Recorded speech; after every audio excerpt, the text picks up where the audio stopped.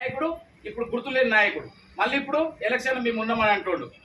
ఇంతకుముందు నారంకేళి మీరు చూసుండొచ్చు. నిన్న కాక మొన్న మన సెక్రటరీ నెహ్రూ నారంకేళ్ళ ఒక్క యూనియన్ సింగిల్ తెలంగాణ మంత్రులను తప్ప వేరే యూనియన్ లేనే లేదు నారంకేళ్ళలో. అదేవిధంగా మనకు హైదరాబాద్ రీజన్ మొన్న మీటింగ్ అయింది.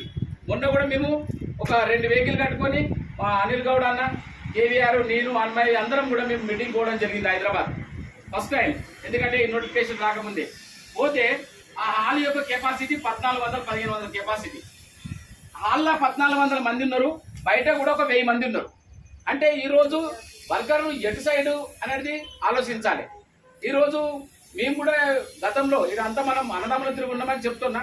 నేను కూడా గతంలో ఎంప్లాయీస్లో చాలా సంవత్సరాలు పని చేసినా కానీ మేము కూడా అనుకునే వాళ్ళం అశ్వత్థామ రెడ్డి అంటే ఏంది, ఆయన ఈ విధంగా పొలిటికల్ లీడరు, ఆయన కార్మికులకు ఇట్లా చేస్తాడు, అన్ని అన్యాయాలు చేస్తాడు అనే విధంగా మేము కూడా స్టేజ్ల మీద మాట్లాడాము.